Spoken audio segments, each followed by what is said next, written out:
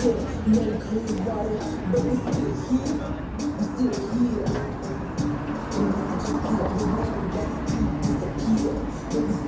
up, guys? We over here at the Rodney right here in front of Aviator right there in Venice.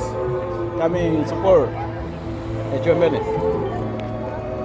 A misrepresentation, speaking English, so this term knows colonization.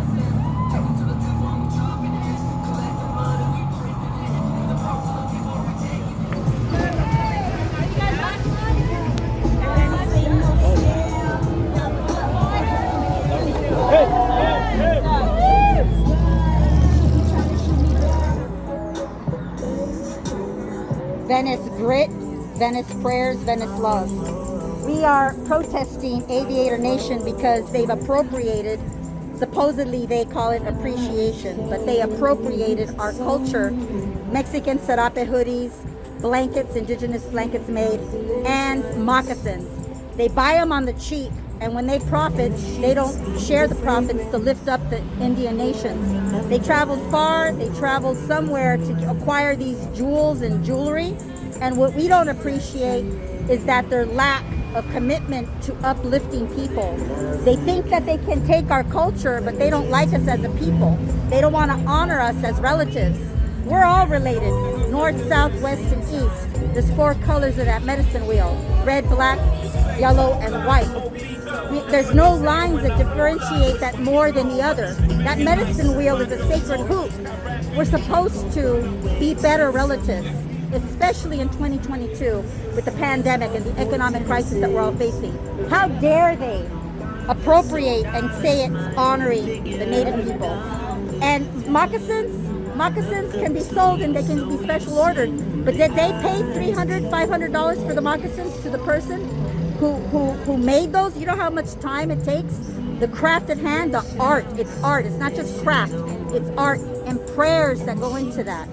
We don't make things to make them and just make a dollar. We make things because it's a way of life. We gift people. Typically, we gift things when people have a coming of age or when babies are born, things of that nature. Our elderly people have stories. They're walking, talking libraries.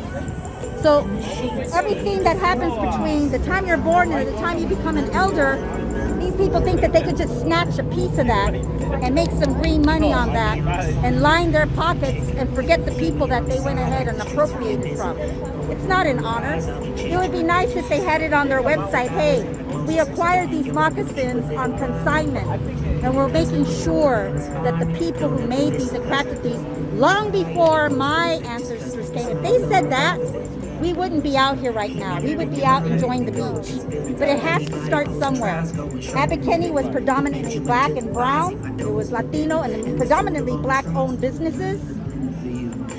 How can anybody benefit from redlining, gentrifying, and taking out people who were originally here? People love the culture of Venice, like indigenous culture, but they don't want to uphold the true grit that makes us who we know. We know each other. We have each other's backs.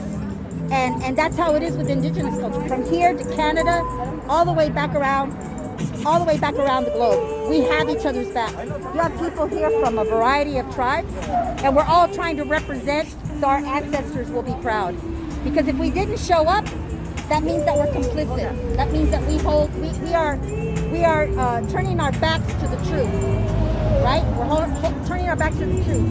They put the stuff away. They put the blankets and the moccasins away. But come tomorrow, they're going to take them back out. When we walk away, they're going to, there's no honor in that kind of negotiation. It's not good on capitalism when you just assume and take people's lives out and their culture. That mentions it too. Yeah, and you know what? We're not here to harm. We're not here to destroy. We're not here to cause violence. We're here to say, look at us. We're still here. These are 6 and 7 generations indigenous youth. And they should be pretty pissed at the rest of us who didn't get the job done. Nuclear waste, PFAS, water shortage, oil extraction industries, lithium mining up in Maha, Standing Rock, all of that. What is it that our European American colonizing relatives know that we don't know? When is enough enough? It starts with the moccasins and the blankets, and it ends with this right here. It ends. We'll be back if we have to, and we have to consider our indigenous relatives in prison. We have Leonard Peltier, he needs to be free, and we have Mumia Abdul Jamal. They're elders now. They served their time for things that they didn't even commit. They didn't commit those crimes. So they're guilty. They're guilty of not being, they're failing at being a better relative. And I hope they have the courage to come out and talk to us. To say, hey, what is it that we can do to be better relatives? But I doubt that because they're only worried about their finances, and I get it. But you know what? You can't eat a whole sandwich and then take a look down the street and see that people are hungry and starving. You got to be able to cut that in half and share it.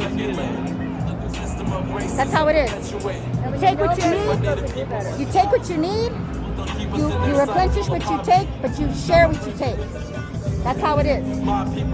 Thank you. Venice love.